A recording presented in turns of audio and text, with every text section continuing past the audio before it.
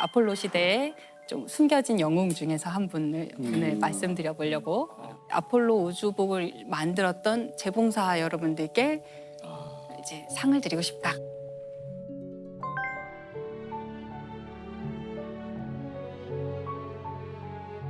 사람을 달에 보내는 이 일이 시작된 게 1960년대잖아요. 이런 일을 처음 해보는 거였기 때문에 나사가 준비해야 될 게 너무너무 많았을 거예요. 처음부터 끝까지 전부 다 나사가 다 새로 도전해야 되는 일이었는데 그중에 하나가 우주복을 만드는 거였대요. 네. 사람이 우주로 나가면 맨몸으로 만약에 나가면 1분도 버틸 수 없고 바로 사망하거든요.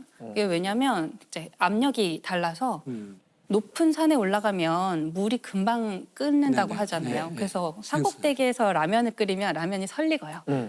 아직 뜨겁지 않은데 물이 끓어버려서 산만 올라가도 물이 금방 끓어버리는데 더 높이 올라가면 물이 얼마나 금방 끓겠어요. 그런데 사람의 몸은 70%가 물이죠.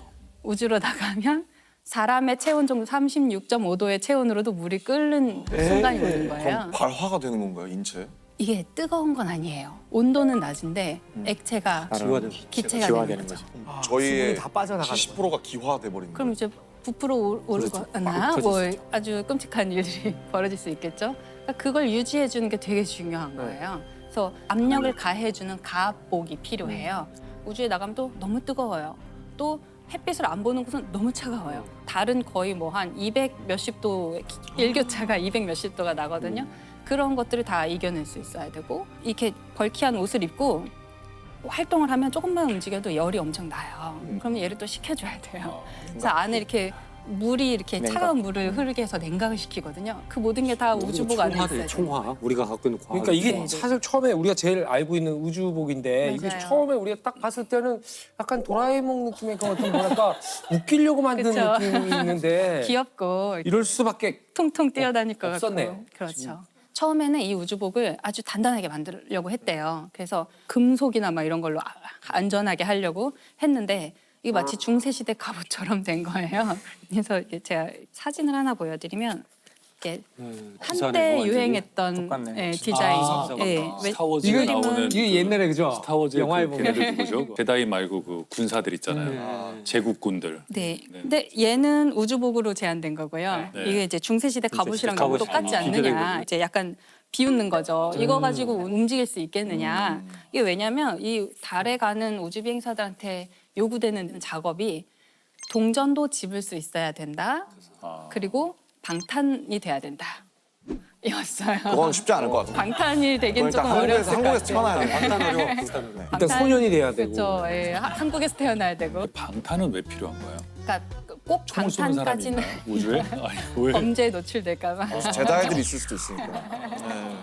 네, 위험하죠. 소용없을 텐데. 방탄은 방탄은? 그만큼 튼튼해야 된다는 거죠. 내구성이 그 기준이 아주 좋아야 방탄 기준으로 되고. 네. 뭐가 이렇게 우주 먼지 같은 게 날아다니면서 그럴 수 있죠. 이렇게 뚫어버리잖아요. 맞아, 그런 맞아, 맞아. 것도 대비하는 건가요? 그런 것도 지금은 현대에는 대비를 해야 되죠. 지금 쓰레기들이 많죠. 네, 떠다니는. 우주에 떠다니는 파편들이 너무 많아서 실제로 그런 것들이 위험하고요.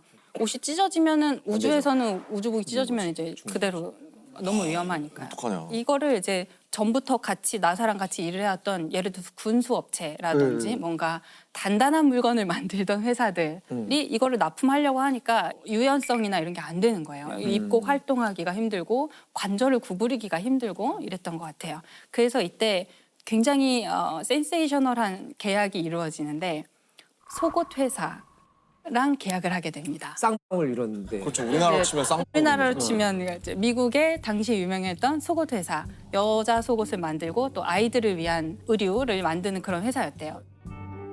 Well, that's what this new Paytex Fashion Magic cotton bra does. Yet it's so different. Feels like nothing you've ever felt before. 몸에 맞춤할 수 있고 유연하고 단단하고 그런 제품을 원래 만들던 회사니까 우주복을 만드는데 이제 출사표를 던지게 된 거죠. 와. 그 속옷 회사가 처음에 들어와서 일부는 속옷 회사가 이제 자기들의 첨단 기술로 만들고 일부는 원래 하던 군수 업체랑 같이 합작을 해서 만들어라라고 나사가 이제 그렇게 계약을 했는데 이게 좀 서로 말이 잘 안 통했다고 그럴 그래요. 것 같아요. 네. 그리고 정부 기관이랑 일을 하려면 굉장히 많은 서류나 뭐 절차가 예산 복잡해요. 따오고. 이거를 사기업이 하기에는 말도 안 되는 작업이 너무 많았나 봐요. 그래서 이 두 회사가 서로 기술적인 문제보다도 약간 행정적인 문제 이런 문제가 좀 촉발이 그 되면서 간극이 있어요, 분명히. 네, 계약이 해지됐어요. 그래서 계약이 해지되고 지금 사람을 달에 보내야 될 날짜는 점점 다가오고 있는데 옷은 안 만들어졌고. 우주복이 안 만들어지는 거예요. 가야 되는데. 근데 이때 그 속옷 회사가 다시 도전을 합니다. 그동안 자기들이 충족하지 못했던 어떤 행정 절차 이런 걸 다 충족시키고 대단하다. 그에 더해서 우리 우주복이 이렇게 훌륭하다라는 비디오를 찍어서 제출을 했대요. 자기네 제품을 입고 풋볼을 하는 거야. 아메리칸 풋볼. 공을 막 던지고 덤블링하고 뛰고 이런 다양한 동작을 하는 거를 보여주면서 우리 우주복이 얼마나 훌륭한가. 오디션 합격한 거네. 그게 몇 년도예요? 그게 60년대 중반이에요. 와 대단하다. 네. 지금도 있어요? 지금도? 도버는 아직도 우주복 만든 산업을 하고 있어요. 네. 오. 네, 그때 이제 그래서 이 작업을 해야 되는데 이 회사가 디자인한 우주복이 21겹으로 되어 있어요. 그러니까 이제 안에는 냉각을 시키는 장치가 안에 있고 가압복이 있고 온도를 견디는 거, 유연하게 만드는 거, 우주에 있는 물질로부터 보호하는 거 이런 식으로 층층이 해가지고 21겹이나 되는 거예요. 그리고 얘가 그 애기들 입는 일제로? 한 벌만 네, 입는 옷을 우주복이라고 아, 하잖아요. 예. 그게 위아래가 붙어서. 붙어 있는 옷이거든요. 네. 상의 하의가 붙어 있는 옷인데 아 그걸 우주복이라 불러. 그 우주복이라고 불러요. 네, 그게 이제 이 우주복 컨셉에서 온 거죠. 한 벌에 다 붙어 있는 옷이에요. 오. 이제 그 자체로 한 사람이 입을 수 있는 옷의 형태여야 되니까 그거를 다 일일이 누군가는 바느질을 네, 해서 네. 꾸며야 되는 거죠. 하더라고요. 완전히 맞춤인 거죠. 이 아폴로 우주복을 만드신 분들이 그 영어식으로 심스트리스라고 부르는데 심스트리스가 이제 뒤에가 여성형으로 끝나잖아요. 뭐 스트리스 할 때. 스티어디스 이런 것처럼. 네. 그랬고. 네, 뭐야? 네, 그 네. 그러니까 액트리스, 액터. 네, 네, 네. 전 지금 알았어요. 시로 끝나는 게. 근데 이분들은 심스트리스 여성형만 있는 거예요. 그 솔기를 꼬매는 사람들 여성형만 있어요. 완전히 여성들인데 옷이랑 옷을 재봉을 하면 솔기가 생기잖아요. 이 솔기를 이렇게 접잖아요. 그러면 42겹 이상이 되는 거잖아요. 만약에 네, 솔기를 그쵸. 잘못 네, 처리하면 근데 그런 것들을 되게 잘할 수 있는 장인들을 필요로 했고 그 속옷 회사에서 일하시던 분들을 다 그대로 데리고 와서 장인들이시구나. 그 인터뷰가 있어요. 그 엘리노어 포레이커라는 분이 이제 대표로 인터뷰하신 것이 있는데 나 애기 그 바지를 만들고 있었는데 갑자기 누가 오더니 An engineer came to me and asked me if I would mind trying something else. And I said no. 이번엔 대사이즈야. 아 그렇죠. 조그만 우주복 만들다가 이제 그래서 뭔지 모르고 괜찮아요라고 했더니 우주복을 만들러 갔다고. 진짜 황당했겠다. 영광이네요. 어찌 보면. 그렇죠. 그분은 이제 역사에 남으신 거죠. 야. 그분들이. 근데 이때 그 재봉하는 게 네, 네. 대단한 기술이었다고 21겹. 하더라고요. 네. 원래 이제 재봉틀은 네, 드르르륵 하고 네, 받고 그렇죠. 가잖아요. 근데 그렇게 하다가는 무슨 일이 일어날지 모르니까 기계를 쓰긴 했는데 한 번에 한 땀만 뜰 수 있게 해서 그게 뭔가 한 땀이 잘못되면 뭔가 사고가 크게 벌어질 수 있는. 예를 들어서 계기가 이게 가압복이니까 압력을 다 가해놨는데 어딘가 미세한 구멍이 있다. 세버리면. 압력이 쭉 빠져나가고 그러면 이제 우리의 체액은 어떻게 되는 거죠? 증발할 수도 있고. 이게 압력이 높으니까 작은 틈도 평상시에 문제가 안 되더라도 네, 네. 압력 높은 상태는 큰 문제가 돼. 이 솔기가 터지면 안 되고 또 만약에 실수로 핀이 남아 있으면 압력복에 하고, 예. 큰일이 나잖아요. 우리가 사실 옷을 만들 때 핀을 되게 많이 꼽아서 옷을 만들게 되는데 핀이 남아 있나를 확인하려고 엑스레이도 집어넣고 그랬다고 하더라고요. 이 재봉사들도 처음에 정말 일이 막 많았을 때에는 잠을 못 자고 야근을 많이 했다고 하더라고요. 아침에 새벽 5시에 퇴근해서 아침 7시에 다시 출근하는 날도 많았다고 하시더라고요.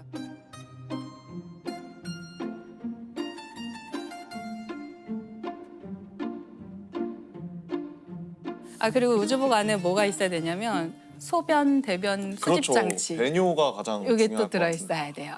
그냥 우주선 만드는 것보다 이게 더 힘든 것 같은데. 오 맞아요. 피곤하고. 이게 하나의 작은 개인용 우주선이라고 불러요. 그 안에 모든 게 다 있어요. 심지어 화장실까지 다 있는 거잖아요. 근데 선생님 화장실이 있다 그러셨잖아요. 네네. 이 대소변을 받아야 근데 이게 그 어떻게 닦아요? 일단 아니, 궁금하지 않아요? 입고 있는 동안은 닦을 수 없고요. 닦지는 그렇지. 못할 것 같아요. 근데 닦을 필요도 없게 다 아주 되겠죠. 근접하여 수집하는 장치가 있고요. 그 되게 재밌는 일화가 하나 있는데 당시에 네. 다 우주인들 남성이었기 때문에 신체랑 그 관을 연결하는 그 첫 번째 부품을 이제 사람 신체의 크기에 맞게 맞춤형으로 만들어야 되는데 그 이제 처음에 만들 때 대중소가 있었대요. 이거 우주인들 자존심 싸움이 장난 아니었겠는데. 되게 미묘한 문제인데. 네. 맞춤형으로 그런 거. 제작했다니까 뭐. 예, 맞춤형으로 제작해야 되니까 이 네. 크기를 정확하게 아는 게 되게 중요하거든요. 그렇겠네. 그 우주인들의 손도 다 틀로 떠놓을 정도예요. 근데 이거를 꼭 맞춰야만 하는 문제인데 모두가 다 대를 선택했대요. 본인 생각에. 자존심이에요, 네. 자존심 싸움. 서양도 비슷합니다. 서양도. 그러다 죽으려고. 그렇죠. 뭐 이게 만약에 새어 나오면 큰일이잖아요. 이게 그래서 나중에 이 사람들이 대, 특대, 특특대 이런 식으로 바꿨다고 하더라고요. 이 우주 개발 역사에 남게 되니까요. 그 자료가 네. 하나 여기에 누가 들어가는 거야. 이 주제 되게 좋아하시네요. 알고 있고. 그래서 무슨 얘기하다 이럴 때. 아 그렇게 이제 그 이제 화장실. 화장실. 네. 아, 네. 이 우주복이 하나가 개인용 우주선이다. 뭐 자기 이런 우주선. 정말 절체절명의 어떤 사명감을 가지고 이분들이 만드신 거죠.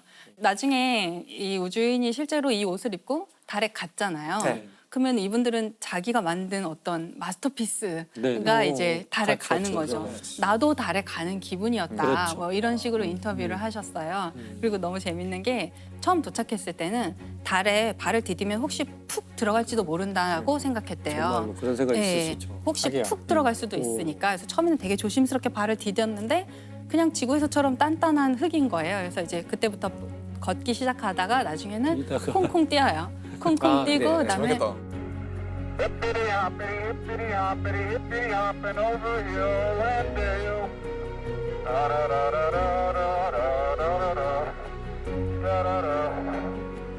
이 심스트리스들은 그 장면 이제 TV 생중계 보고 있다가 제발 그만 뛰어. 혹시나 저러다 터지면 어떡하려고. 그렇겠다. 제발 그만 뛰어 이랬대요. 근데 그 콩콩 뛰더니 나중에 급기야 달리기 시작하거든요. 그래서 제발 다시 그만해. 충분해. 됐어. 다시 사다리 타고 빨리 우주선 들어가.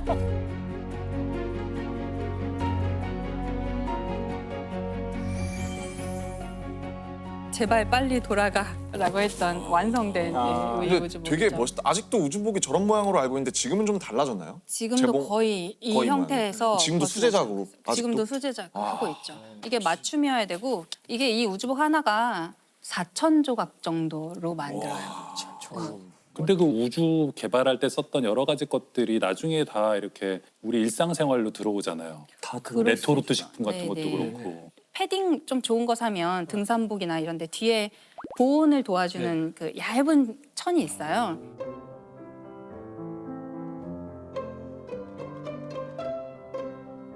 그럼 우주복에 그거를 사용한 다음 그 기술을 그래서 패딩에 하나씩 적용한 거죠. 하나씩 풀리는 그렇죠. 거죠. 네.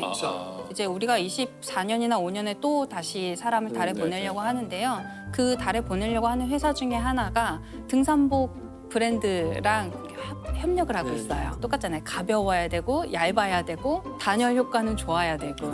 네. 아폴로 1호는 발사는 못했거든요. 이제 시험하려고 탑승을 했는데 그 안에서 화재 사고가 나서 안에 탑승했던 우주인들이 다 사망하는 이제 결과가 났어요. 그 사건을 겪고 나서 이 우주복 업체들한테 불에 안 타는 소재로 다 바꿔라. 그래서 불연 소재로 불에 타는 소재가 있으면 절대 안 된다. 또 이런 지령이 내려와서 갑자기 또 소재를 다 바꾸고 이랬다고 하더라고요. 그런 내열이 되고 이런 것들은 또 소방관이라든지 자동차 경주 하시는 분들이 네네. 입어야 되는 옷 같은 안전한 화재 사고 옷. 많이 나니까. 네, 그렇지. 극한 환경에서 네. 일하시는 네. 분들한테 다 또 쓰일 수 쓰이는구나, 있고 달에 가는 게 내 실생활에 무슨 상관이 있나 싶지만 그렇죠. 네, 나중에는 그게 결국에 다 혜택을 보게 되는 거죠. 우주복 얘기하니까 생각나는 게 우리가 이제 2차 세계대전이 끝나고 그것도 비행기 얘기인데요. 아, 네. 그러니까 비행기 시트를 조종사를 두고 이제 시트를 만들어야 되잖아요. 이게 비행기 회사에서 어떻게 했냐면 4,000명 정도의 조종사의 평균을 낸 거예요. 팔의 길이, 네. 다리 다 해서 그 평균으로 시트를 딱 만들었더니 문제는 그 평균이 맞는 사람이 하나도 없었다. 없죠. 네.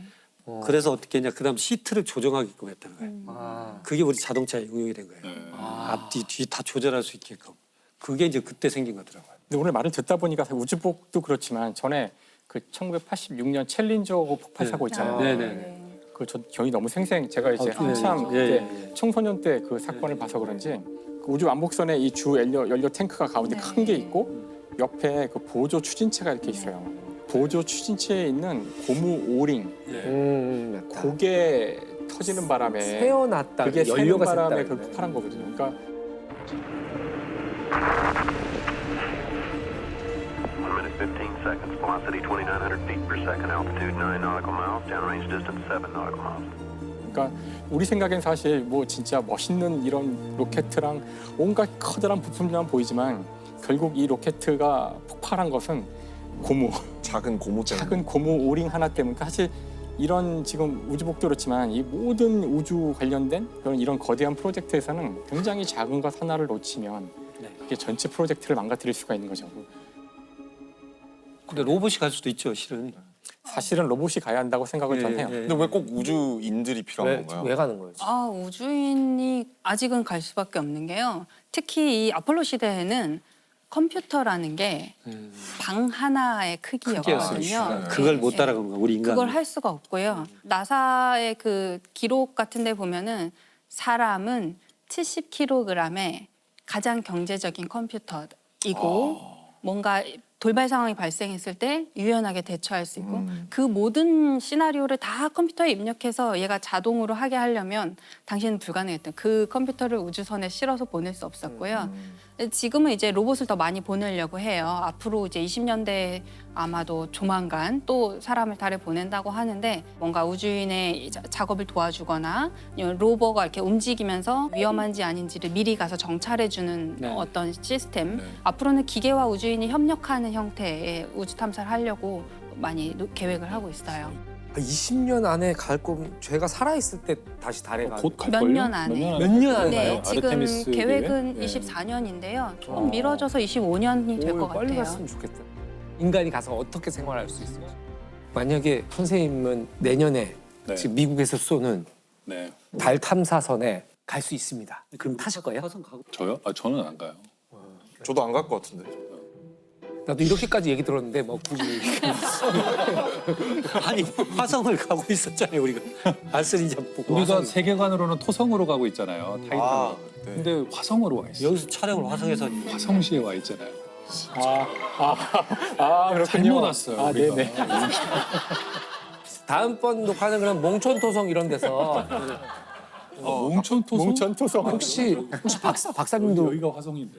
저는 우주로 나간다는 게 얼마나 가혹한 환경인지 너무 잘 알고 있기 때문에 우주선이 아니라 엘리베이터가 생긴다 그러면 가시겠어요? 엘리베이터도 꽤 현실적인 아이디어라면서요. 지구에서부터 마찬가지예요. 엘리베이터. 그게 현실적인 아이디어라고요? 네, 지구에서 이렇게 엘리베이터를 이렇게 대기 밖으로 저기 정거장 같은 데 올려보내는 게 더 현실적인 아이디어라는 얘기 봤거든요. 아이디어는 있었어요. 워낙 이게 돈이 많이 들기 때문에 우주선 쏘아 올리는 게 그 돈이면 사실 아 진짜? 우주선은 더 비싸니까요. 현실적일 수 있는 아이디어인데 우주 엘리베이터가 실현되려면 아직 멀은 것 같아요. 아주 궁금한 게.